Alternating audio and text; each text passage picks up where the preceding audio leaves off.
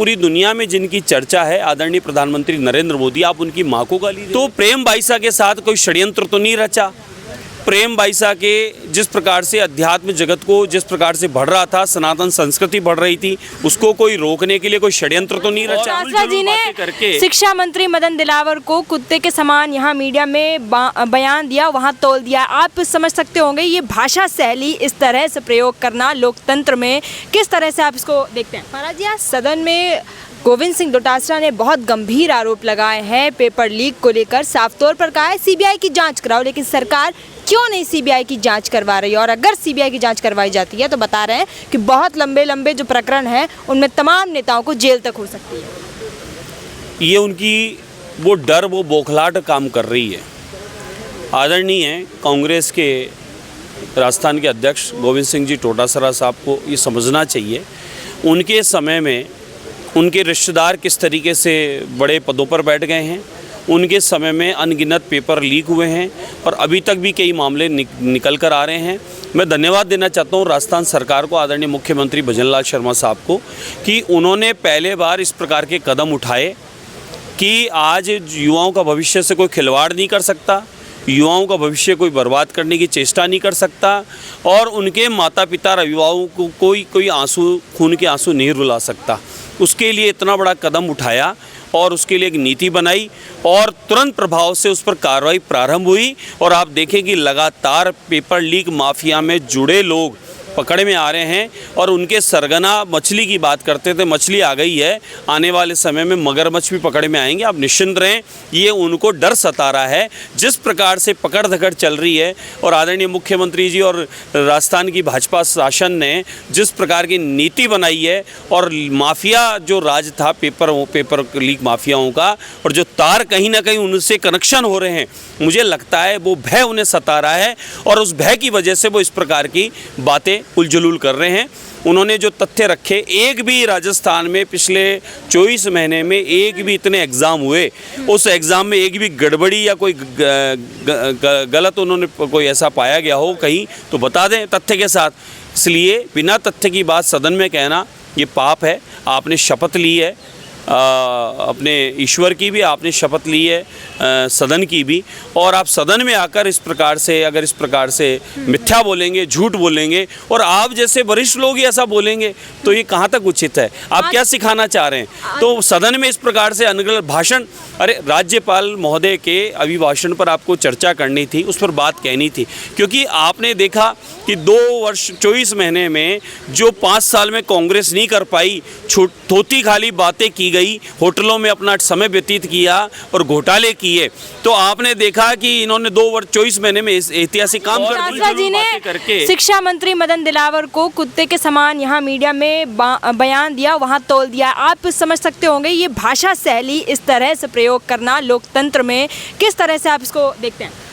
बहन जी, मैं आपके चैनल के माध्यम से ये बताना चाहूँगा, कांग्रेस के नेताओं के अब तक के दिए हुए बयान दिल्ली से लेकर पूरे भारतवर्ष में और भारत से लेकर इस राजस्थान में आप उठाकर देख लें, इन्होंने अनगिनत प्रधानमंत्री जी को गालियां दी है, पूरी दुनिया में जाके भारत को बदनाम करने का काम किया है, भले वो राहुल गांधी हो या मणिशंकर अय्यर हो या उनके मिलने जुलने वाले हों, कांग्रेस से संबंधित कोई भी लोग हों।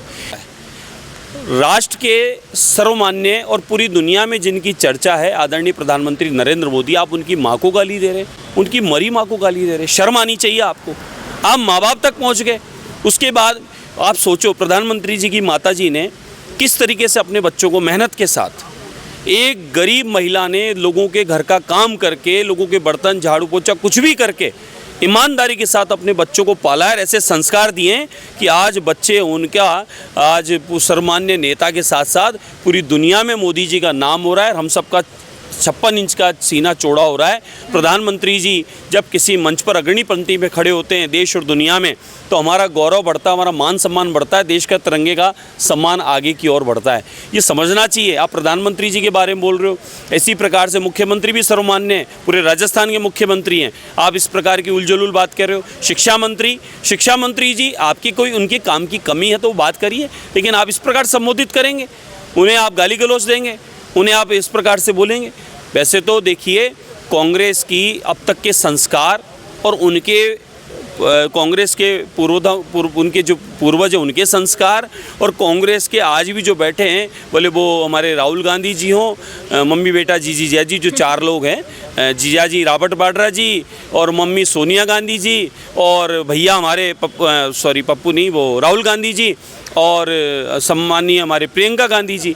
तो जो ये 4 परिवारजनों की पार्टी है कांग्रेस, इन्होंने अब तक इस देश को, देश की संस्कृति को, सनातन को, प्रधानमंत्री को गालियां देने के अलावा कुछ नहीं किया। उन्होंने वही आज प्रमाण, अपना चरित्र हमारे शिक्षा मंत्री जी को संबोधित करके जो दिया है, इन्होंने अपने संस्कार बताए कि हमारा संस्कार चरित्र यह है। इस प्रकार से साधु संतों को गालियां इन्होंने दी, इन्होंने भगवान को गालियां दी, इन्होंने सनातन संस्कृति को गालियां दी, इन्होंने भारत के संस्कृति को, परंपराओं को, हिंदुत्व को इन्होंने गालियां दी। तो इनका काम ही गालियां देने का है। ये गालियां देते रहेंगे और हम लोग काम करके इस देश को उन्नत करने के लिए, विकास की अग्रणी पंक्ति में लाने के लिए हम सब काम करते रहेंगे। अंतिम सवाल है साध्वी प्रेम बाईसा से जुड़ा, उनको लेकर तमाम परतें खुल रही है। बताया जा रहा है कि सोची समझी साजिश रची गई है उनकी।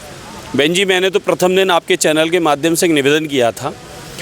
सर्वप्रथम अध्यात्म जगत की जोधपुर से लेकर भारतवर्ष के सभी क्षेत्रों में लाखों जिनके अनुयायी थे, उनके सत्संग और प्रवचन से लोगों ने लाभ लिया, और जिस प्रकार से उनको बदनाम करने का षड्यंत्र रचा गया। कुछ लोगों की मानसिकता ये रहती है, किसी भी प्रकार से जो उगता हुआ सूर्य है, चढ़ता हुआ सूर्य है, जिसका प्रकाश चारों ओर प्रकाशमान हो रहा है और जिसकी चर्चा हो रही है, उसको रोकने के लिए कई षड्यंत्र रचे जाते हैं। तो प्रेम बाईसा के साथ कोई षड्यंत्र तो नहीं रचा। प्रेम बाईसा के जिस प्रकार से अध्यात्म जगत को जिस प्रकार से बढ़ रहा था, सनातन संस्कृति बढ़ रही थी, उसको कोई रोकने के लिए कोई षड्यंत्र तो नहीं रचा। कोई उनको बदनाम कर किसी प्रकार से उनको मानसिक तनाव, डिप्रेशन और कोई उनको किस प्रकार से अपवाद में तो नहीं डाल दिया था, या किसी ने षड्यंत्र रचकर किसी प्रकार से उनका कोई हत्या तो नहीं हो गया था।